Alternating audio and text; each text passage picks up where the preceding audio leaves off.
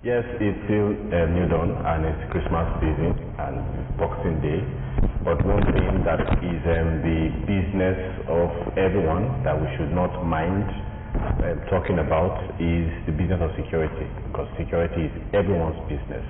And that is what we want to talk about today, because some people had a Merry Christmas, while some had not too Merry Christmas because of bombing in some part of the country. And that is our discussion this morning. We had the NSA, National Security Advisor, saying they are going to disable the social media accounts of bandits. Now, why haven't they done that before now? Why are they doing that now?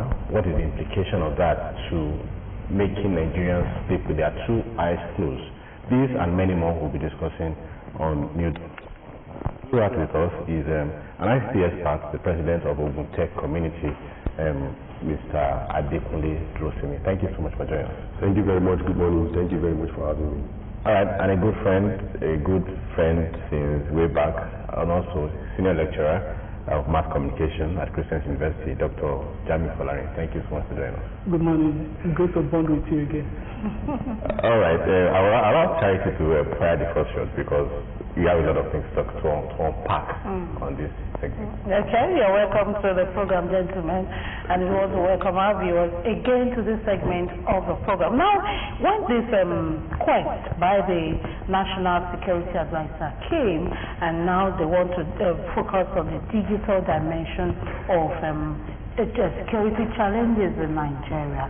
When you heard the news, when you saw this quest by the federal government using the NSA, what came to your mind as a security ICT expert?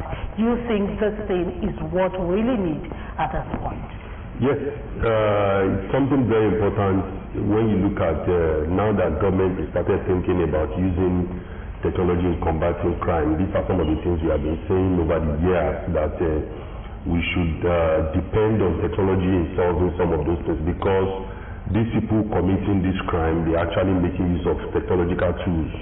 Some of them will go online on TikTok, sharing money, displaying every currency, this and that, threatening people, creating fear. They are using technology. So we should also think of using technology to combat that. So when I read about it from NCTC under NSA, that this is what they are looking at now, I said it's indeed a good one, because even when you look at it in the past, when our Cybercrime Act 2015 was enacted, it was reviewed 2024. These are some of the things that is being we have in this law that we think government should start looking at that.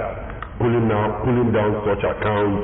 Everybody using this internet, everybody browsing in Nigeria, Nigerian government reserve the right to, shut down accounts, put an end to something. So it's indeed a good one when I read about it that, okay, we are now thinking beyond, physical security, using technology to combat some of those, problems or challenges that we are facing. Okay, Dr. Folari, let's look at the alignment of this new policy with the national security quest. Does it align? Is it something that we should bring in at this time? Yeah, a lot of people will say there are a lot of things to tackle. Yes, security is one tough challenge in Nigeria, but looking at the digital aspect of tackling it, can we bring it in now in Nigeria? Do we have the strength? Yes, when we talk about U.S. security, there is this particular cliche or popular term, we call it kinetic approach and non-kinetic approach. And these have been recurring concepts in the security circle when it comes to tackling insecurity in Nigeria. But when you look at this particular approach, it can be classified under the non-kinetic approach, that is not going directly to the war front, but using proactive measures to combat insecurity. And the question of whether it is desirable now or not, there is no time that is not desirable when it will address the insecurity challenge we have in Nigeria. And what we must note here, just a quick context, for us to know the importance of why our security architecture should also consider the digital platform. In World War, during the World War II specifically, there was this fight between the USSR then and the United States of America. And one of the things that spurred investigation into digital platform was the issue of propaganda. They found out that propaganda war is more potent than even the so-called kinetic. That when you deploy digital platform technology in digital space, unlike the normal technology of war, it has more potent. The potence is more severe, and we've been having arguments now that the potency of digital platform when it comes to warfare is more than the normal technology. So as a result of that, no government, since then, no government will now sit back allowing terrorists, bandits to use that digital platform. And it is now timely for Nigerian government to draw out policy to ensure that terrorists don't use the digital platform to amplify their warfare against Nigeria. So it is right for Nigerian government to draw out a policy, and I commend the National Security Advisor under the Nigeria National Counter-Terrorism Center for deeming it fit not to see the global social media platform as a threat, but as an instrument to use to suppress the voice of terrorists, the voice of those that are causing harm to Nigeria. So it's very timely, and I must commend the government for thinking in this direction. Rather than blaming Facebook, blaming Twitter, they are collaborating with them, and that's the needed approach.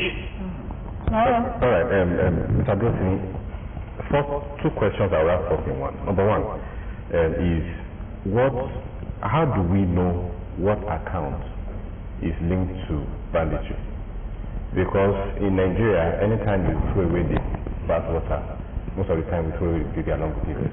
So how will people that are not linked, are there tools, AI-driven tools, whatever it is, that can say, okay, this one is linked to this one is not linked to that?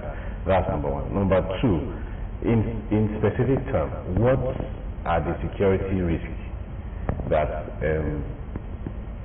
is facing Nigerians if we don't shut down these accounts?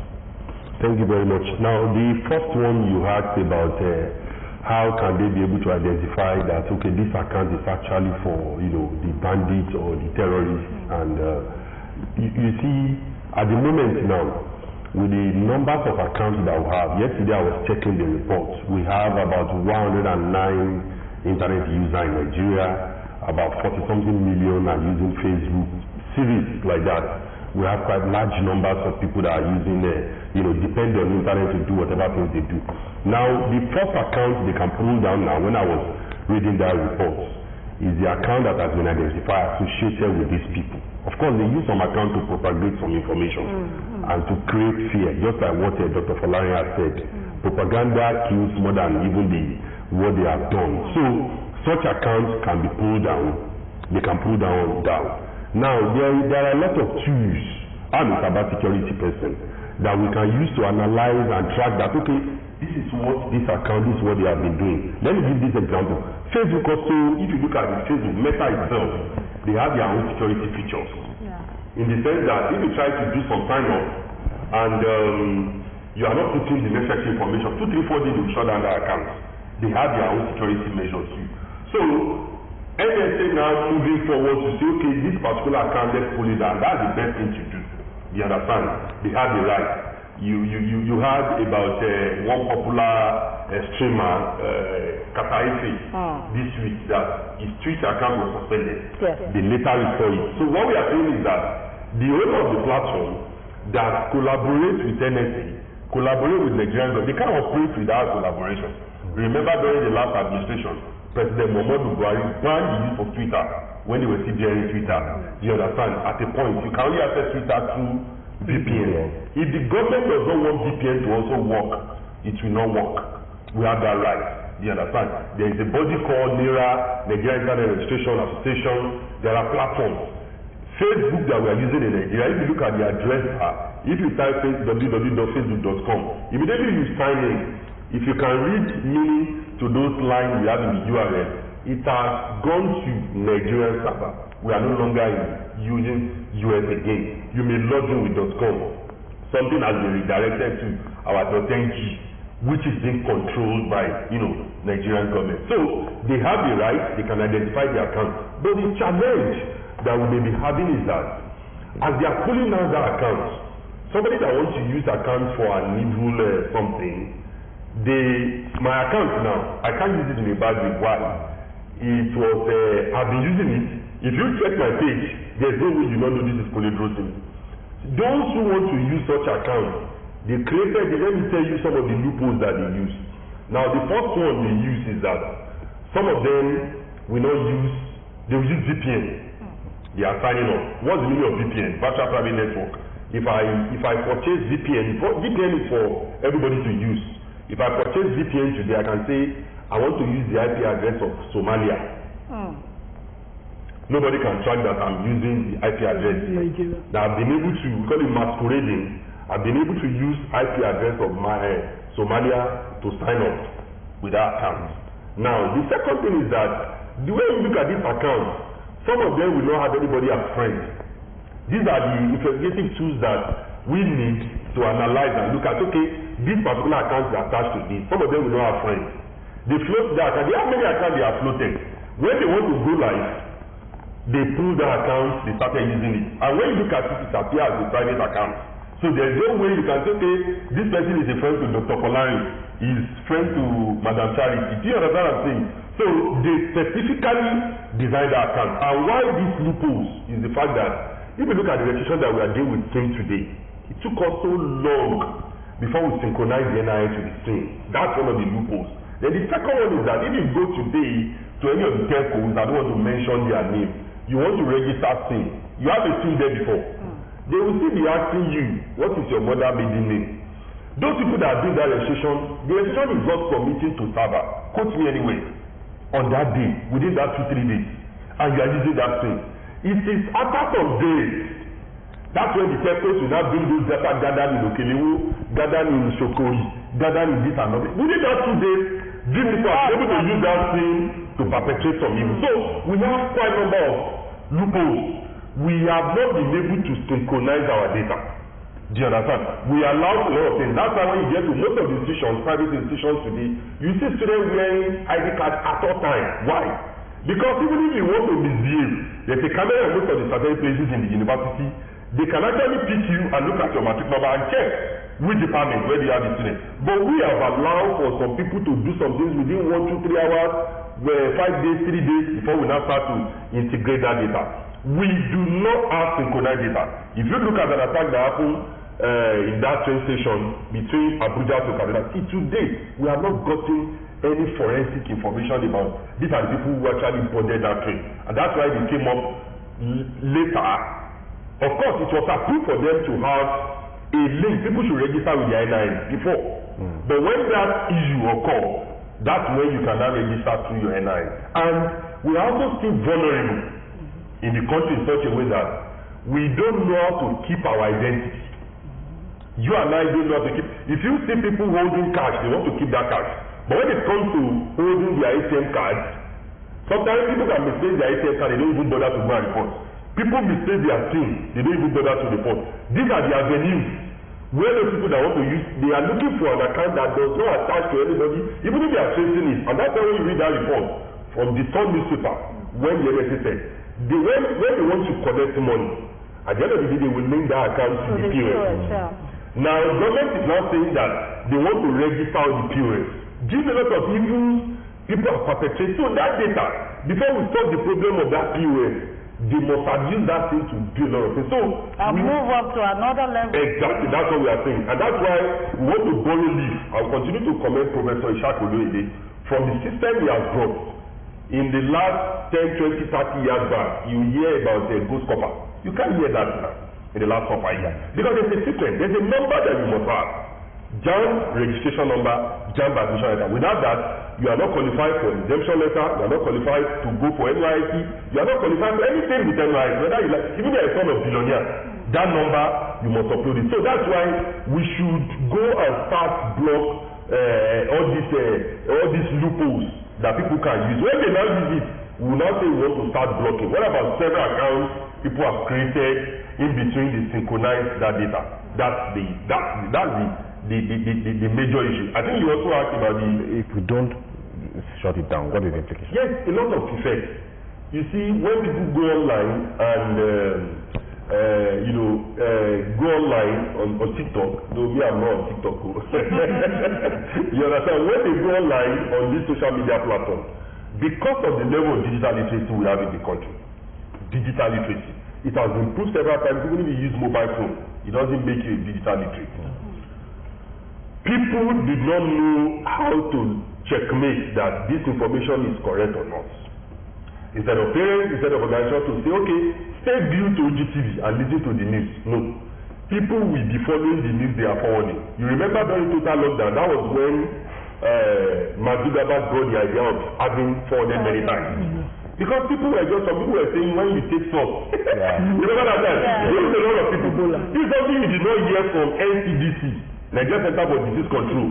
And you started propagating those rumors. So when they go live on TikTok and say, okay, we are currently at Idiaba, doing a lot of things that will happen. A lot of people fear, people could lose their life, people could say, today people still have rumors that a particular commercial bank will be shut down. And people want to say, I have to withdraw my money. I haven't seen a lot of policy that there is no way banks will shut down and you are not going to get your money. They can't even shut down. There are policies. So never about digital literacy, people they cannot differentiate between right and wrong in this tech space. And that's why we must continue to create awareness that people should know this is how the information.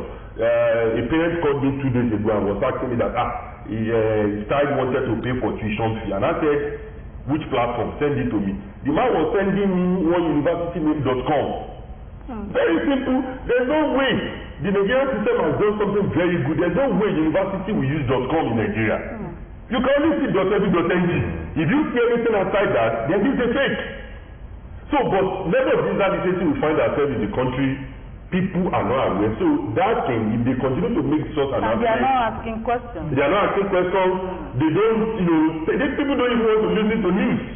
People don't know basic things. We had a program in Cultural Center some weeks ago when the deputy governor was there, the senator was there. They were now asking, what is civil? Just the Gen Z mentioned one of the names of a commissioner in Ogun. You go with laptop. In the audience, many of them could not see anything. Mention the name of the speaker. So they don't know the source of getting the basic news. The only thing is somebody has forwarded something on TikTok. I want to go live on TikTok and I start. Who am I? Am I a news agency? And I start to tell you that there's an attack in Shiun, and you start believing it and start creating chaos, creating a lot of issues. That's why it has a devastating negative effect on the community. Dr. Fulani, I'm sure you want to say something on this, but going by what he said, how do we now make our people to be digitally literate? Okay, I think that's a very important question, and he identified it clearly that the terrorists, bandits, and those that take advantage of the security challenge we have in Nigeria is they weaponize this digital platform to continue to perpetrate their evil deed. And digital literacy is the most important answer. And there has been debate even before now about what are the most appropriate measures to combat misinformation and weaponization of the digital platform, especially in Nigeria. And we have two approaches then.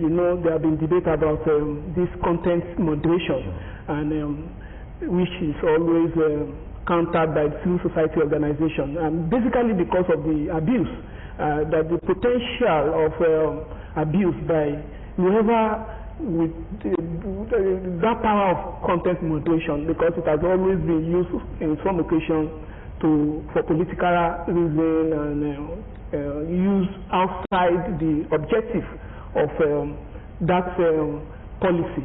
But the alternative is what is gaining ground now, and I really commend Mr. Dosime for that particular articulation of digital literacy.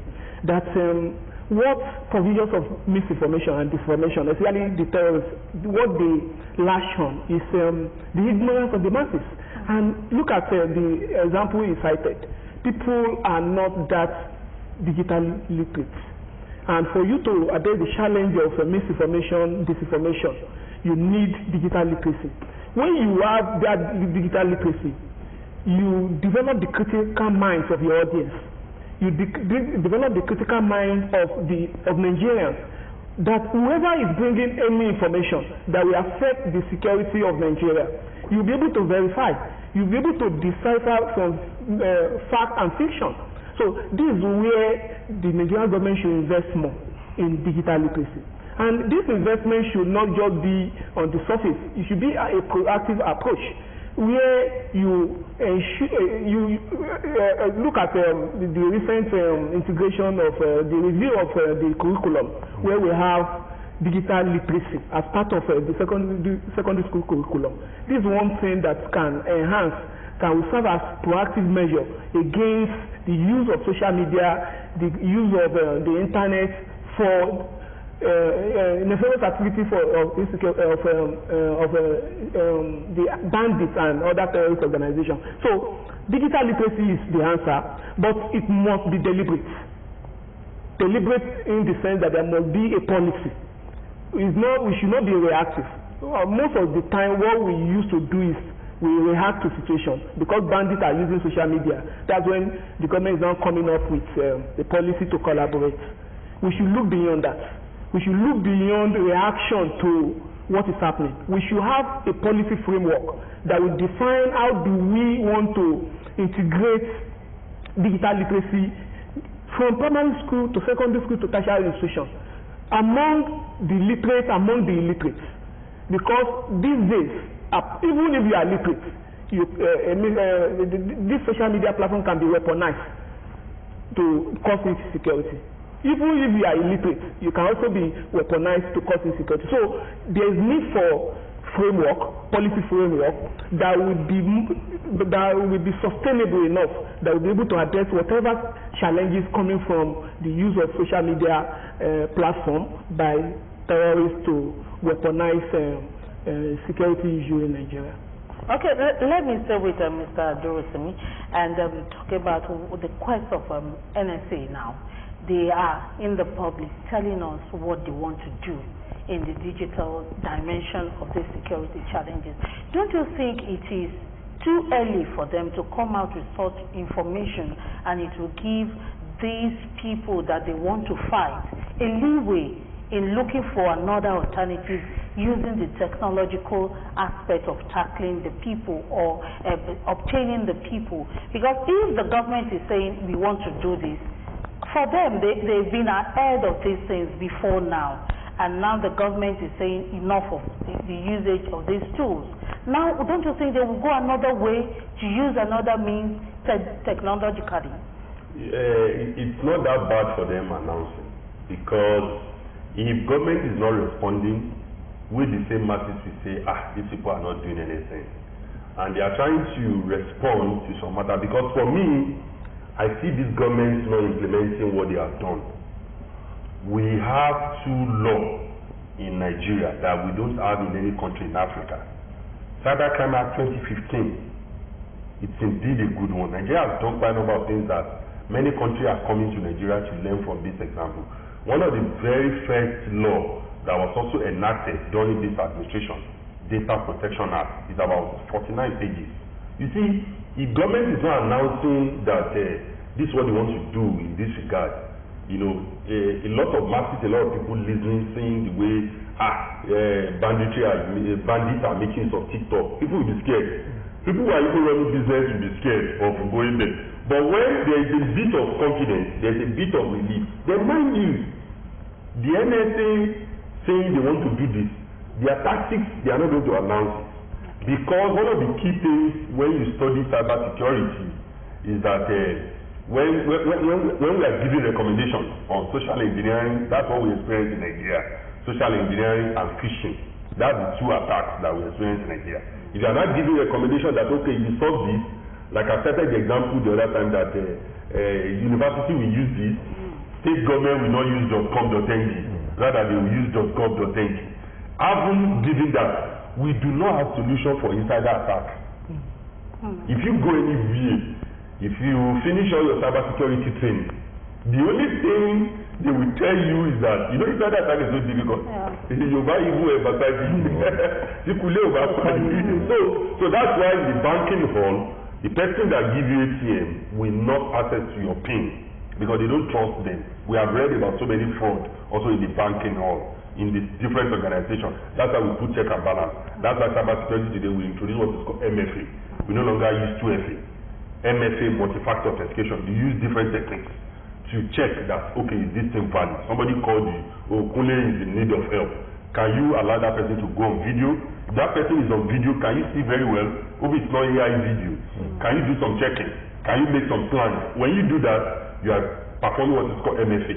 So, government will not tell us all what they want to use. Okay. They have just announced what the masses want to hear. I know they will be working underground to see that, okay, this is how we have been able to do this attack. And they have a long way to go. Because till today, Nigeria does not have a centralized data. I was reading a report, do you know the number of porous border? So people are coming in, people can even go and register at Ghana today, walking back to Nigeria. Register in Togo, register in Sudan, and coming back. This internet. You can sign up in all these countries, they come and be using the account to perpetrate it. You can make use of VPN. Do you know how much government is making through VPN? Now that we even have ChatGPT. So a lot of things. So, but where to start from is the fact that, I love the fact that the NIN has been linked now. Those who are listening to us, if you misplace your SIM, please report. Report. Don't just say, I've forgotten about that SIM. There are a lot of identity that is attached to our name. We must take care of them. Let me give this example. I do talk about level of digital literacy in the country. Go to where they are selling phones in Okelewo. Take a data. I did that some weeks ago. You look at those people helping them to buy phones. You know those mama too, Baba and Mama, they want to use mobile phone. Probably they send the phone to them. They will take you to where they want to do the registration. Those Mama Baba don't have email address.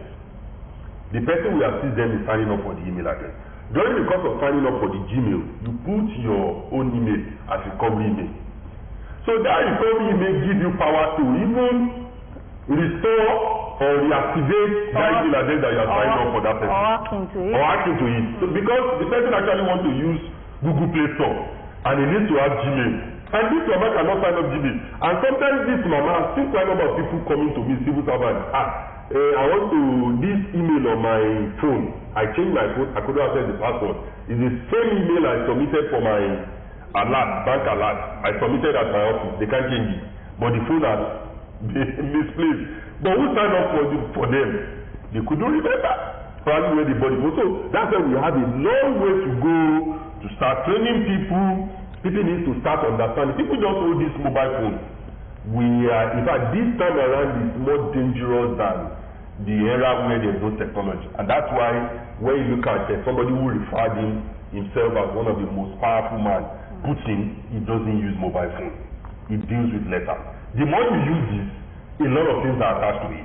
In fact, when you go to the internet, there are a lot of things. People use that data, those packets you are sending. When you call, you are dealing with packets. Somebody sending, receiving that data, that packet, it can be analyzed. We have a lot of tools over there that you can use it to, gather data. So we must start now to synchronize this data. We should not be saying until people get to 16, 17, that's when they register for NIN. People register for NIN only because they want to write down. All this age 1 to 16. Who tell you somebody cannot be using that data of 16 that does not have any information? So we need to change that narrative. Why not put, we have been saying it several times, why not put NSA in some of the hospitals? Immediately a child is born, let's begin to get their data. You see, by the time country Nigeria realize that we have what is called a working and centralized data. I will not be happy when the INEC resume registration and they are saying they want to collect the same data. Because when you have excess data, when you don't put the information together, when you don't make it one, why is Professor Louis saying that it is that machine number that you secure during your level? That's what you use till end of your program. Do you understand what I'm saying? So we must begin to have a centralized data and bring all the data together. You should not go to FRSC and start asking for your mother's maiden name. You get there this week, you tell them your mother's maiden name is Charity. You go to telcos, you tell them your mother's maiden name is Adekunle. We are not going to move. Let us access only one single data, that NIN that people have provided. That's what we need to begin to use, so that we can start to say, okay, this is what this person used in registering SIM. People are buying SIM, they register fake data because of the fact that they know that these telcos are not synchronizing this data.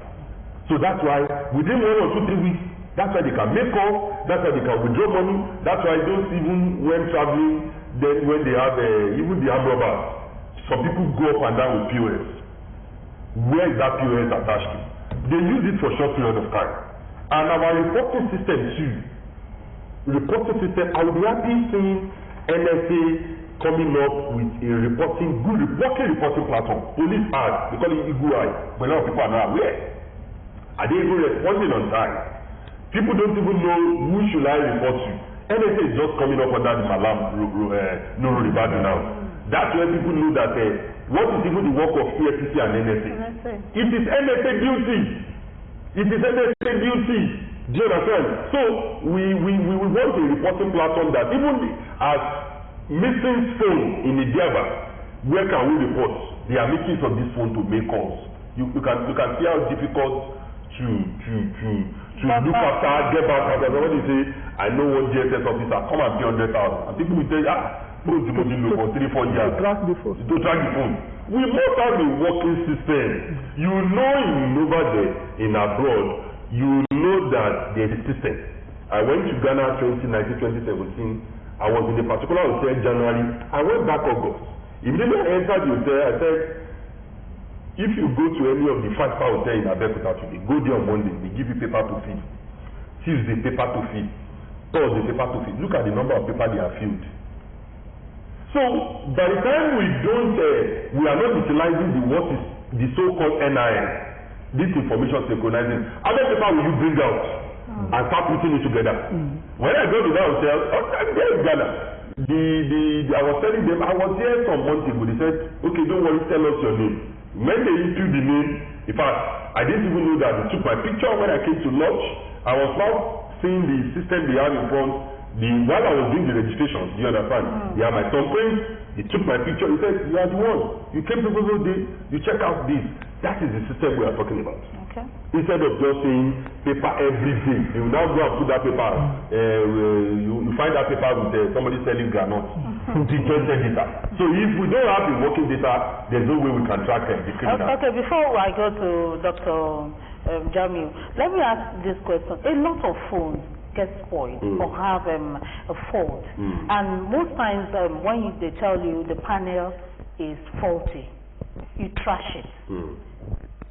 Those panels, I hear that some people will want to work on it and it comes back again. But with what you have said, those data that we do transfer and all that are on the panels. Yes. So what happens at that point? When you use the word trash, I remember when I was doing my CompTIA exam, there is one security question. And these days, sorry to cut you, these days we sell it to those abuki. Yeah, that's what the so-called abuki, you sell that phone to. They will repair the phone and start using it. And that's why it is not easy for us to trace, even when you use Truecaller. And what's the principle behind Truecaller? Truecaller is the name that people use to save your number. That's what they bring. Nothing big deal, no technology. If you have 100 people that save your number with stolen through to me, that's what Truecaller is going to display. That's what is simple. It's an algorithm. That's what they built the Truecaller for. So what you are not saying now, you mentioned trash. The question is, how do you trash it? Let me just give you the standard of trashing so that people can understand it. Now, if you are trashing a phone, that means you have to burn that phone. That's the only way to trash it. Okay. Even if you use hammer, there are tools I cannot mention here. If you give me your memory card that you have used 100 years back, if you give it to me after this program, I will give you all the data within 30 minutes, 1 hour. We have tools that bring back those data. Do you understand what I'm saying? That can actually, this is what you have formatted that whatever. It's no longer working, you know. So the standard for the cybersecurity experts when you are talking about trashing is to burn that thing.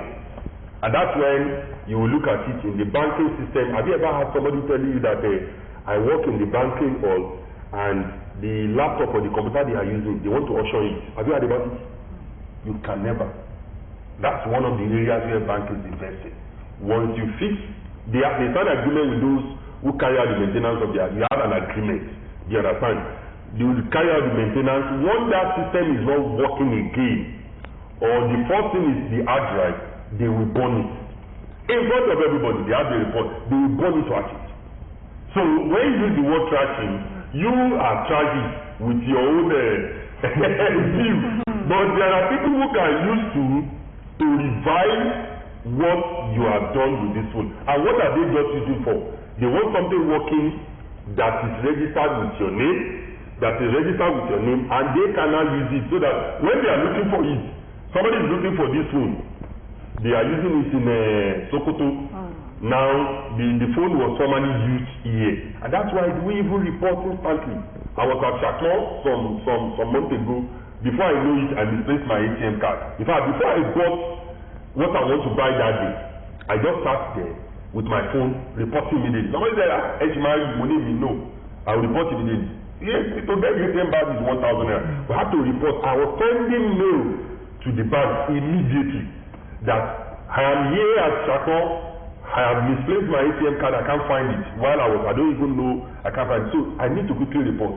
If that ATM card found with criminal, if they use the number, while I was there, you know, the courtesy of AI today, bank responds immediately. They have created a lot of platform where they don't even want you to come to banking or instant message they will reply. So I was, you know, telling them that this ATM card has got missing here. This is this, block this is this, and I was able to apply for another one. So reporting system, we need to believe in this technology. We need to believe in this technology, not looking at you don't even do this, they don't do this. There is a large number, 109 people using internet in Nigeria. 109 million. 109 million. 109 million. That's about 46% of people living in Nigeria. That's huge. That's huge. And you hear the news. Nigeria is leading in terms of social media, in terms of TikTok. When you have the video that is the highest number of followers on Instagram, this and that. So we know that data, we are consuming a lot of things there, and we must monitor that data so that it will not. When I'm using the word data, I'm not talking about internet. You understand? I'm not for clarity. So Folarin, let's talk about the legal framework of all these policies. Do we have a strong legal framework? We hear that a lot of times when these policies come in, we have a very good policy in Nigeria according to those who have analyzed all of these policies that the federal government brings. But the legal framework to pursue to the end, do you think this policy will not be the likes of others that we have seen? Yes, you've identified it rightly. There is this concern that we are not bereft of ideas. Well, our challenge is implementation, and there was this joke I always make when it comes to this situation that Nigerians should export their ideas, our ideas, and we should import implementation. We have abundant ideas, but our challenge is implementation. So you talk about policy. You mentioned the Cybercrime Act of 2015, which was reviewed in 2024. To what extent have we implemented it? And we have laws, we have policies, but we are not good at implementing them. When you look at this intervention by the National Security Advisor collaborating with the platforms, ordinarily it should have been a framework. There should have been a framework on level of collaboration with the platform.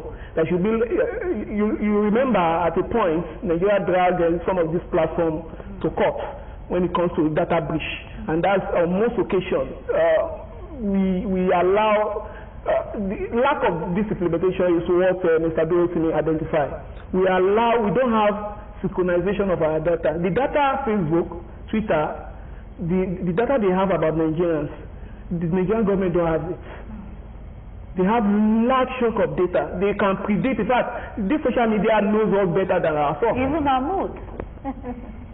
And why? Because of the data available to them. And the extent to which we engage the social media is such that every click on the internet, you are leaving a footprint. That's why they will be able to predict you.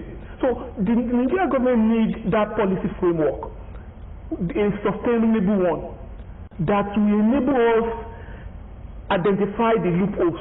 And one of the major loopholes was what Mr. Dorothy identified. We don't have synchronized data. All our data are disjointed.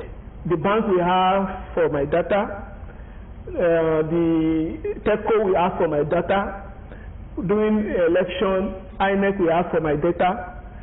When I'm enrolling for tertiary institution, my data, we have disjointed data system. But when we have synchronized data, for example, it's a policy framework that is implementable, that will enable you to do that. And these bandits, so-called bandits and terrorists will not be able to go away with crime. They are able to go away with crime because they cannot be traced. And if you don't have data, you hardly commit a crime in United States, for example, and you go away with it. Even if it is 10 years, 20 years, you still be traced. Because of that data they have about their citizen or anyone coming in and out. So what we need is sustainable data system, policy system, that will enable us to take advantage of our population, take advantage of all the policy we have so far. We are just having all this policy, this law, without proper implementation. So you are, for example, when Facebook is coming to Nigeria, you did not ask them to register. It is only when they are causing problems, that's when you ask them to register. But when you have a policy framework, that when you want to operate, look at in Europe, for example, all these platforms, they have regulation for them. Despite it's a global telecommunication company, you can, for you to operate within Europe, US or UK, you must subscribe to the law of the land. To what extent do we allow this social media platform to work in accordance with our own law? So policy, yes, but the implementation is the challenge. So for us to implement, we don't just bring out policy alone. We must ensure that we implement it to latter, so that we take maximum benefits of that policy. All right, Dr. Jami, our time is almost up, so we have less than 3 minutes to. But I want to ask you and Mr. Dorothy a question, but you first. Now, one of the things where we were taught in school is balancing information, freedom of expression, freedom of information. Now, one of the criticism on this comment from NSA is that you are going to stop people, you are going to violate their rights for freedom of expression and freedom of information.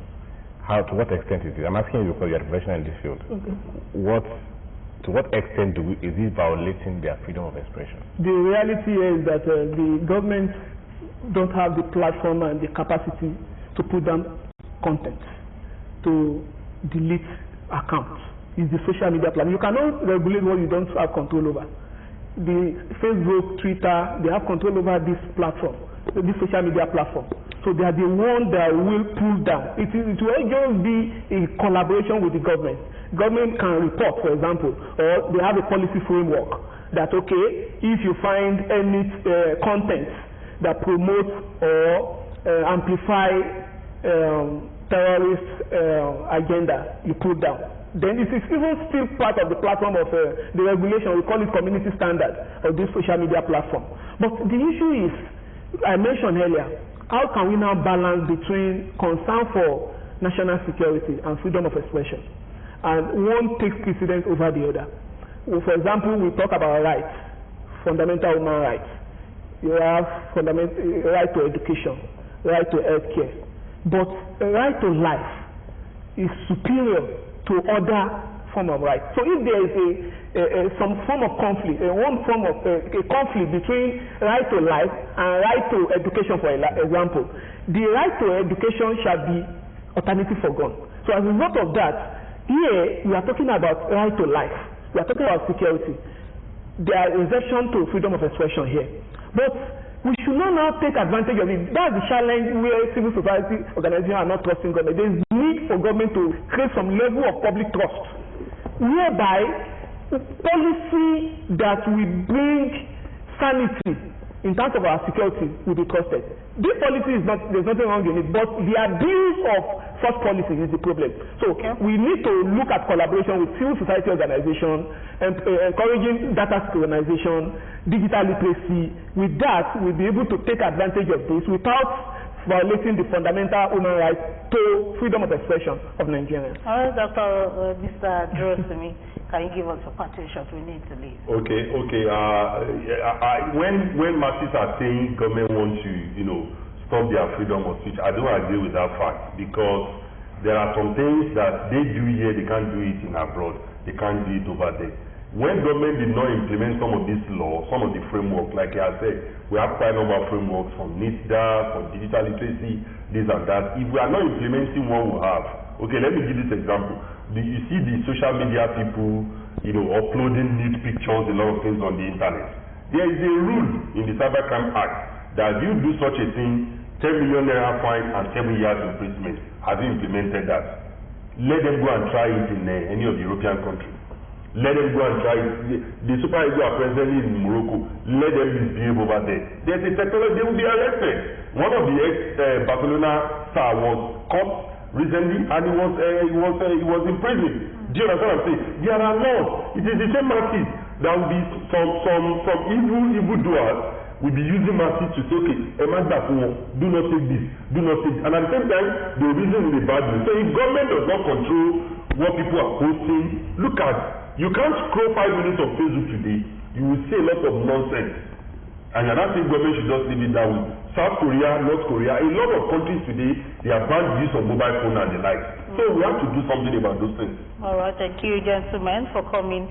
We've been talking with Mr. Adekunle Durosimi, who is the president of Ogutech community here in Ogun State. Thank you for your insight on this topic. And also Dr. Jamiu Folari, public affairs analyst and also a lecturer in the mass communication department. Thank you for coming on the program, Doctor.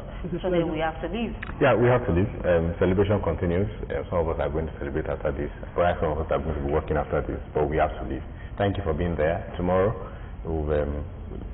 Monday, we're coming back with some set of guests and set of anchors.